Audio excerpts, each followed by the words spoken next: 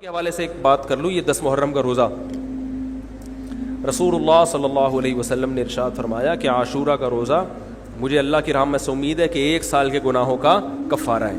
تو بڑی فضیلت ہے.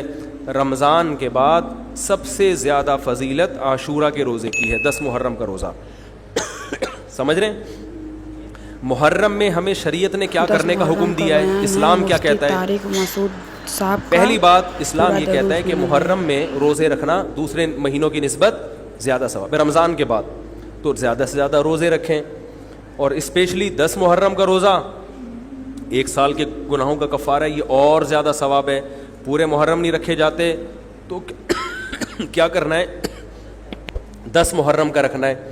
حدیث میں آتا ہے کہ آپ نے حکم دیا 2 روزے ملا کے رکھو, کیونکہ یہودی جو تھے وہ 1 روزہ رکھتے تھے, صحیح ہے نا. تو یہودیوں سے مشابہت سے بچنے کے لیے ہمیں حکم دیا کہ اس کے ساتھ ایک اور روزہ ملائیں. تو علماء یہ کہتے ہیں کہ آج کل یہودی 10 محرم کا روزہ نہیں رکھتے, تو اب مشابہت ختم ہو گئی ہے. تو اگر کوئی 9, 10 یا 10, 11 کا رکھ لے تو اچھی بات ہے, نہیں تو صرف 10 محرم کا بھی رکھ لے تو بھی انشاءاللہ پورا ثواب ملے گا, کیونکہ اب اس میں مشابہت رہی نہیں ہے. سمجھ رہے ہیں کہ نہیں سمجھ رہے؟ یہ کرنے کا کام ہے. دوسرا کام, محرم میں گناہ دوسرے مہینوں کی نسبت زیادہ, اس کی قباحت زیادہ بڑھ جاتی ہے, کیونکہ 4 مہینے محترم ہیں, شوال, ذیقات, ذیلحج اور ذیقعدہ, ذیلحجہ, محرم اور رجب. یہ 4 مہینے جو ہیں اسلام میں اشہر حرم کہلاتے ہیں. قرآن کہہ رہا ہے فلا تظلموا فیہن انفسکم, ان میں اپنی جانوں پہ ظلم مت کرو. یہ ماتم کرنا بھی تو ظلم ہے نا اپنی جان پہ. تو اللہ نے فرمایا ان 4 مہینوں میں اپنی جان پہ ظلم مت کرو. کسی بھی طرح سے ظلم ہو, جسمانی ظلم ہو, روحانی ظلم ہو. جسمانی ظلم ماتم کر کے بھی ہو سکتا ہے, اور انگاروں پہ چل کے بھی ہو سکتا ہے, اپنے آپ کو پیٹ کے بھی ہو سکتا ہے.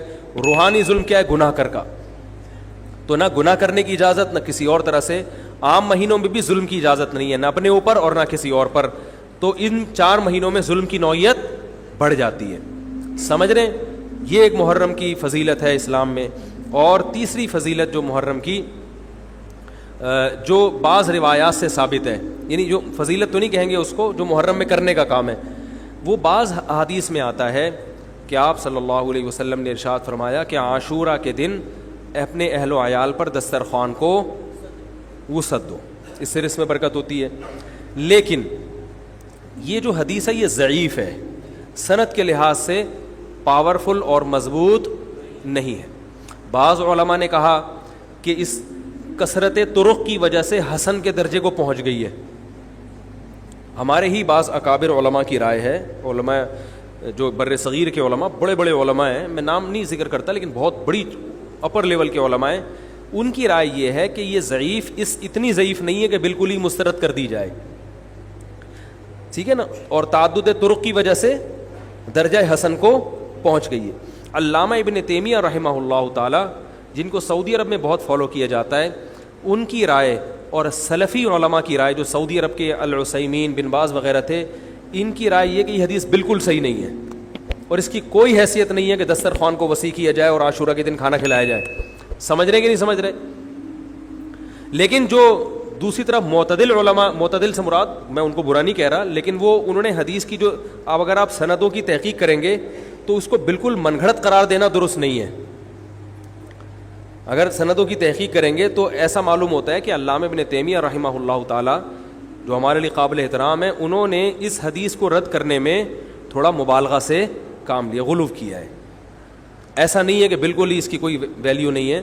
تو ضعیف روایتیں ہیں لیکن کثرت طرق کی وجہ سے درجہ حسن کو پہنچ گئی ہیں. سمجھ رہے کہ نہیں سمجھ رہے؟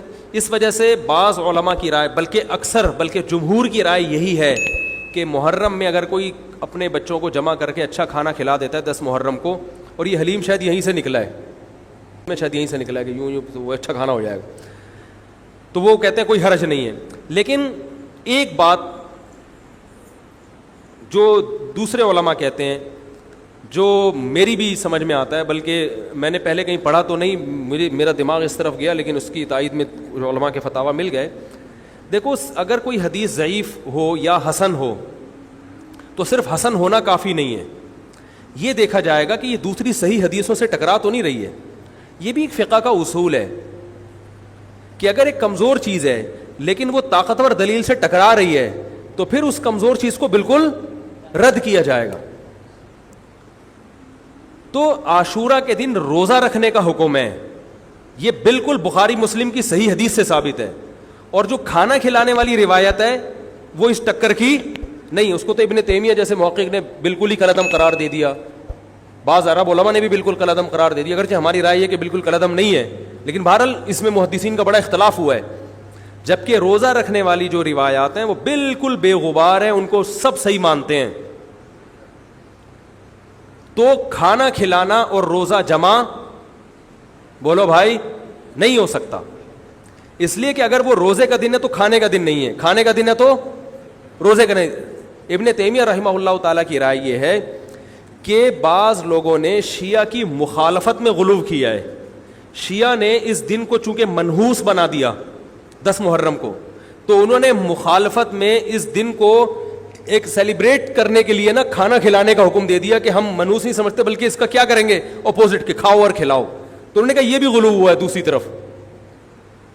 بھائی منحوس نہیں ہے، مبارک ہے ہماری نظر میں، لیکن اتنا مبارک کہ اس میں کھانا کھلانا اور یعنی عید والا عنصر کھانا کھلانا تو عید کے دن ہوتا ہے نا، تو عید نہیں ہے بہرحال. تو یہ بھی بڑی جاندار بات، اگرچہ یہ عقلی دلیل ہے مگر یہ ایسی نہیں ہے کہ بالکل اس کو کالعدم قرار دے دیا جائے. تو اب علماء نے دونوں حدیثوں کو تطبیق کی کوشش کی علماء نے کہ بھئی کھانا بھی کھلاؤ اور روزہ بھی رکھو، افطاری میں کھلا دو، سحری اور افطاری میں. تو بات یہ ہے کہ افطاری میں اگر آپ کھلائیں گے تو وہ 11 محرم شروع ہو چکی ہوگی، وہ 10 محرم بولو بھائی نہیں رہے گی. دوسرا سحری میں جو کھلانے کا مسئلہ ہے نا، سحری میں تو سحری میں جب ہم کوئی کہتے ہیں نا فلاں دن یہ کام کرنا ہے فلاں دن، تو اس سے لغت میں جو ذہن میں متبادر ہوتا ہے نا وہ دن کا وقت ہے، وہ 3:30 پونے 4 کا وقت نہیں ہوتا. یہی وجہ ہے کہ جو لوگ اس حدیث پر عمل کرتے ہیں عاشورہ والی، وہ دن میں کھانا کھلاتے ہیں، دوپہر کے ٹائم لنچ کرتے ہیں. وہ افطاری میں تو ویسے ہی دسترخوان وسیع ہوتا ہے بھوک کی وجہ سے. ارے بابا وہ تو ویسے ہی بچوں کو جب روزہ رکھا ہوا ہے تو اچھا کھلاؤ، سحری اچھی کراؤ، اور افطاری وہ تو ویسے ہی بھوک کی وجہ سے رمضان میں دیکھو نا کیسے کھلے دسترخوان ہوتے ہیں. تو میں نے بڑی کوشش کی دونوں حدیثوں کو جمع کریں، لیکن تکلف کے بغیر یہ ممکن نہیں ہے. تو فقہ کا ایک اصول ہے کہ جب کوئی بے غبار صحیح حدیث ہوتی ہے اور اس سے ایک اصول ثابت ہو رہا ہے تو اس کے مقابلے میں اگر کمزور روایت آئے گی جو اس سے ٹکرا رہی ہوگی تو اس کمزور روایت کو، اگرچہ وہ موضوع من گھڑت نہیں ہے لیکن اس کمزور کو اس صحیح حدیث کی مخالفت کی وجہ سے بولو بھائی رد کر دیا جائے. اس لیے میرا نالائق کا موقف یہ ہے، میں بہت نالائق ہوں، میں اتنی بڑی بڑی باتیں کرتا نہیں ہوں، لیکن ساڑی عقلچ یہ چیز آندھی نہیں ہے کہ بھائی جو روزے کا دن ہے وہ بھوکے پیاسے رہنے کا دن ہے، وہ کھانے کھلانے کا نہیں ہے. افطاری میں تو ویسے ہی کھاؤ بھی کھلاؤ بھی. تو اور اس کا نقصان یہ بھی ہوتا ہے کہ لوگوں نے اس کھانا کھلانے کے چکر میں روزے چھوڑ دیے ہیں. سمجھ رہے ہیں، جب حلیم پکے گا تو کون روزہ رکھے گا بھائی؟ ساری رات گھوٹا لگے گا حلیم کا کہ کل دسترخوان وسیع کرنا ہے، تو پھر روزہ گیا، وہ تو تیل لینے گیا، روزہ کون رکھے گا روزہ؟ تو وہ حدیث صحیح حدیث کی بالکل اس میں ٹائٹ قسم کی مخالفت ہو رہی ہے. ٹھیک ہے نا؟ تو نالائق کی رائے، پھر بھی اگر کوئی دوسرے علماء کی رائے کو فالو کرتا ہے تو وہ کھائے بھی کھلائے بھی. میں کہتا ہوں جو مضبوط چیز ہے اس کو لینا چاہیے، جو کمزور چیز ہے اس کو چھوڑ دینا چاہیے. ہمارے حضرت مفتی رشید احمد صاحب رحمہ اللہ ایک بات کہتے تھے کہ جہاں کھانا کھلانے کی حدیث آئے گی نا وہاں مسلمان اس کو لے ہی لے گا. کھانے پینے کی جہاں بات آئے گی مسلمان کیا کرتا ہے؟ وہ کہتا ہے بھائی یہ صحیح ہے، یہ بالکل صحیح حدیث ہے. ٹھیک ہے نا؟ وہ کیا کرتا ہے؟ جن علماء کی تحقیق ہے وہ تو تحقیق سے کہہ رہے ہیں، لیکن عام پبلک کی عادت یہ ہوتی ہے کہ فتویٰ بھی اسی کا فالو کریں گے جہاں کھلانے کا تذکرہ آ رہا ہو. تو اب ہمارے کہتے ہیں جہاں کھانا کھلانے کی بات آئی مسلمان کہتا ہے بس یہ بالکل صحیح بخاری کی طرز پر، یہ بخاری کی شرط پر یہ حدیث. تو بھائی بھوکا رہنا عبادت ہے، بھوکا رہنا سنت ہے.